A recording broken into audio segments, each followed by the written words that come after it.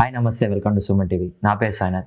అసలు రథసప్తమి అంటే ఏంటి, దాన్ని ఎందుకు జరుపుకుంటారు, దాని విశిష్టతను తెలుసుకోవడానికి మనతో పాటు ఉన్నారు పంతులు గారు. నమస్తే పంతులు గారు. నమస్తే. అసలు రథసప్తమి అంటే ఏంటి, రథసప్తమి అనేది ఎందుకు జరుపుకుంటారు పంతులు గారు?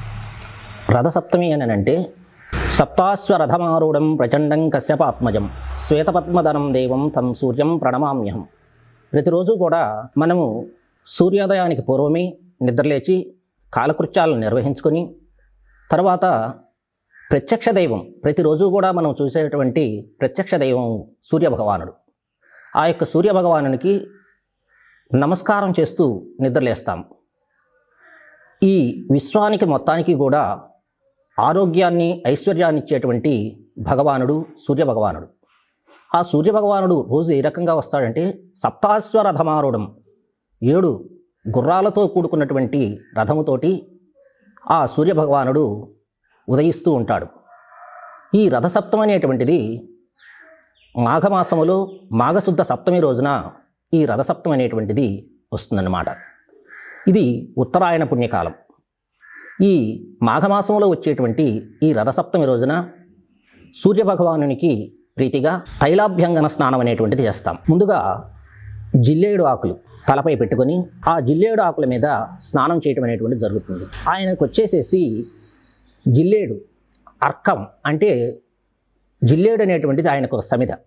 ఈ నవగ్రహాల్లో ప్రధానమైనటువంటి ఈ సూర్యభగవాను ఆరాధించటం వల్ల మనకు ఐశ్వర్యము ఆరోగ్యం అనేటువంటిది ఇచ్చేటువంటి ప్రధానమైనటువంటి దైవం సూర్యభగవానుడు. కాబట్టి ఈ నవగ్రహాలలో మనకు ఏ గ్రహానికి సంబంధించినటువంటి దోషం ఉన్నా కానీ గ్రహాలకు రాజైనటువంటి సూర్యభగవాను యొక్క ఆరాధన చేయటం అనేటువంటిది జరుగుతుందన్నమాట.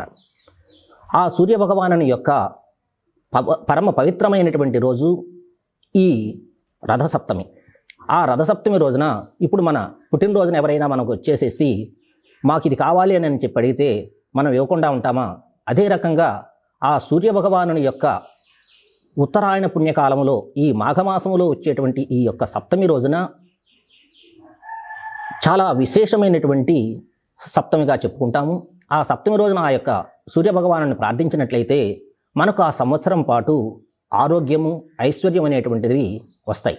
కాబట్టి మనము ఉద్యోగాలు రాక బాధపడుతున్నా, కలిసి రాకుండా ఇబ్బంది పడుతూ ఉన్నా, ఆరోగ్యం సంబంధించి ఇంట్లో ఎవరైనా ఇబ్బందులు పడుతూ ఉన్నా కానీ ఒక సిద్ధాంతి దగ్గరికి వెళ్ళినప్పుడు ఆయన చెప్పేటువంటి మొట్టమొదటి రెమెడీ ఏమిటి అని అంటే సూర్యభగవానుడికి నమస్కారం చేసుకోండి అని అంటారు. సూర్యభగవానుడిని మించినటువంటి దైవం ఇంకొక దైవం లేదు. కాబట్టి ఈ రథసప్తమి అనేటువంటిది మనము ఈ జిల్లేడు ఆకులతోటి స్నానం చేసి ఆ తరువాత సూర్యభగవానునికి నివేదన అనేటువంటిది బెల్లంతో తయారు చేసినటువంటి పాయసాన్ని నివేదన చేస్తాం. చిక్కుడాకుల్లో నివేదన చేసి అది అందరికీ కూడా మన ఇంట్లో వాళ్ళు ప్రసాదంగా పెడతారన్నమాట. దానివల్ల ఈ సూర్యభగవాను యొక్క అగ్ని అక్కడ నుంచి మనకు ఉత్తరాయణ పుణ్యకాలంలో మనకు ఈ ఎండలు అనేటువంటివి పెరిగేదానికి అవకాశం ఉంటుంది ఉత్తరాయణంలో. కాబట్టి ఈ అగ్ని ప్రకోపం నుంచి మనల్ని కాపాడమని చెప్పి ఆ సూర్యభగవాను మనం ప్రార్థిస్తూ ఈ యొక్క రథసప్తమి అనేటువంటిది జరుపుకుంటూ ఉంటాం అన్నమాట. ఈ రథసప్తమితోటి ఈ మాసములో రాజశ్యామల యొక్క నవరాత్రులు అనేటువంటివి కూడా ఈ మాఘమాసంలో ప్రారంభం నుంచి వస్తాయి. చాలా విశేషమైనటువంటివి ఈ రాజశ్యామల యొక్క నవరాత్రులు. ఆ నవరాత్రుల్లో 7వ రోజు ఈ రథసప్తమి అనేటువంటిది వస్తుంది. ఈ రథసప్తమి నుంచి మనము ప్రతిరోజు కూడా ఆ సూర్యభగవాను ప్రార్థిస్తూ ఉండటం వల్ల మనలో ఉన్నటువంటి ఈ రుగ్మతలన్నీ కూడా తొలగిపోయేసేసి మనము ఆయురారోగ్యాలతో ఉండటానికి చాలా విశేషమైనటువంటి పండుగ ఈ రథసప్తమి. కాబట్టి ఈ రథసప్తమి రోజున మనము సూర్యభగవాను ప్రార్థించినట్లయితే ఆ సూర్యభగవానుడికి సంబంధించి ఆ కృష్ణేన రజసా వర్తమానో నివేశన్ మృతమర్తంచ హిరణ్యేన సవితారథేనాది హోయాతి భువనాని పశ్యన్ అని చెప్పి ఆ సూర్యభగవాను జపం చేస్తాం. ఆ సూర్యభగవాను ఓం నమో భగవతే సూర్యాయ, ఓం ఆదిత్యాయ నమః, ఓం భాస్కరాయ నమః అని చెప్పి పరిపరి విధాలుగా ఆ సూర్యభగవాను యొక్క ప్రార్థన అనేటువంటి చేస్తాం.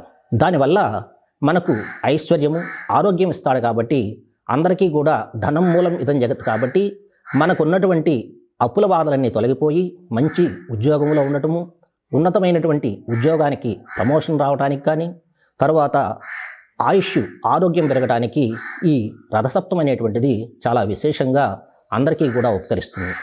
పంతులు గారు, నవగ్రహాల్లో సూర్యుడి యొక్క ప్రాధాన్యత ఏంటి పంతులు గారు? ఆదిత్యాయ సోమాయ మంగళాయ బుధాయ చ గురుశుక్ర శనిభ్యశ్చ రాహువే కేతవే నమః. ఆదిత్య నవగ్రహంలో రాజు సూర్యభగవానుడు. ఈ సూర్యభగవానుడు వచ్చేసేసి సింహరాశికి అధిపతి. సింహస్యాధిపతి సూర్య చంద్ర కర్కటకేశ్వర. ఆ రకంగా సూర్యుడు వచ్చేసేసి సింహరాశికి అధిపతి. ఈ సూర్యుడు వచ్చేసేసి మిగిలినటువంటి గ్రహాలన్నింటినీ కూడా కంట్రోల్ చేసేటువంటి శక్తి సూర్యభగవానుడికి ఉంది. ఈ సూర్యుడు వివిధ రాసుల్లో తిరుగుతూ ఉంటాడు. మేషరాశిలో తిరిగినప్పుడు మేషమాసము, వృషభ రాశిలో తిరిగినప్పుడు వృషభ మాసము, మిథున రాశిలో తిరిగినప్పుడు మిథున మాసము, కర్కాటక రాశిలో తిరిగినప్పుడు కర్కాటక మాసము. ఈ రకంగా ఈయనకు 12 రాశులతోటి 12 మాసాలు ఏర్పడతాయి సౌరమానం ప్రకారం.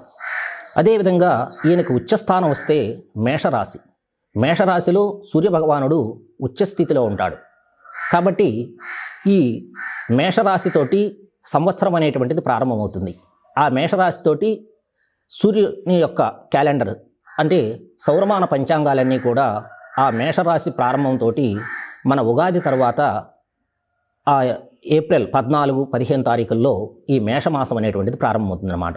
ఆ రకంగా 12 మాసాలు జరుగుతూ ఉంటాయి. ఈ దాంట్లో విశేషంగా ఈ మకర మాసం ఇప్పుడు మకర రాశిలోకి వచ్చున్నాడు. కాబట్టి ఈ మకర రాశి వచ్చేసేసి శని భగవాని యొక్క స్వస్థానం. కాబట్టి ఈ మకర రాశిలోనికి వచ్చినప్పుడు ఋతువులు మారుతూ ఉంటాయి. ఇప్పుడు రేపు అమావాస్య వెళ్ళింది మొదలుకొని శశిర్ ఋతువు అనేటువంటిది వస్తుంది. ఇప్పుడు దాకా హేమంత ఋతువు ఉంది. ఈ మంచు, ఆ శశిర్ ఋతువులో వచ్చేసేసి ఎండలు, ఇవి రెండూ కూడా మిశ్రమం అవుతాయి. ఈ మిశ్రమం అయినప్పుడు వ్యాధులు అనేటువంటివి ఉద్భవిస్తాయి. కాబట్టి ఆ వ్యాధులు అనేటువంటివి కంట్రోల్ కావటానికి ఈ రథసప్తమి అనేటువంటిది, సూర్యారాధన అనేటువంటిది చాలా విశేషమైనటువంటి ఫలితాన్ని ఇస్తుంది. కాబట్టి దీంట్లో మనకు నవగ్రహాలన్నింటిలో కూడా ఆత్మకారకుడైనటువంటి సూర్యభగవానుడు, మన ఆత్మ అనేటువంటిది సూర్యునిలో ఐక్యమైపోతుంది. మన ఈ శరీరం అనేటువంటిది ఒక చొక్కా లాంటిది. ఈ చొక్కా మాసిపోయిందనుకుంటే ఇది ఇప్పేసేసి ఇంకొక చొక్కా వేసుకుంటాం. అదే రకంగా మన ఆత్మ కూడా ఎప్పుడూ మారుతూ ఉంటుంది. మన ప్రాణం పోగానే ఈ ఆత్మ ఇంకొక శరీరంలోనికి ప్రవేశిస్తుంది. ఆ ఆత్మకు కారకుడైనటువంటి వాడు సూర్యభగవానుడు. కాబట్టి ఆత్మ పీడోపశాంతయే, మన ఆత్మకు ఎలాంటి పీడ లేకుండా ఆయురారోగ్యాలతోటి మమ్మల్ని కాపాడమని చెప్పి ఆ యొక్క సూర్యభగవానుణ్ణి వేడుకొనడానికి అత్యంత ప్రశస్తమైనటువంటి రోజు ఏమిటి అని అంటే రథసప్తమి.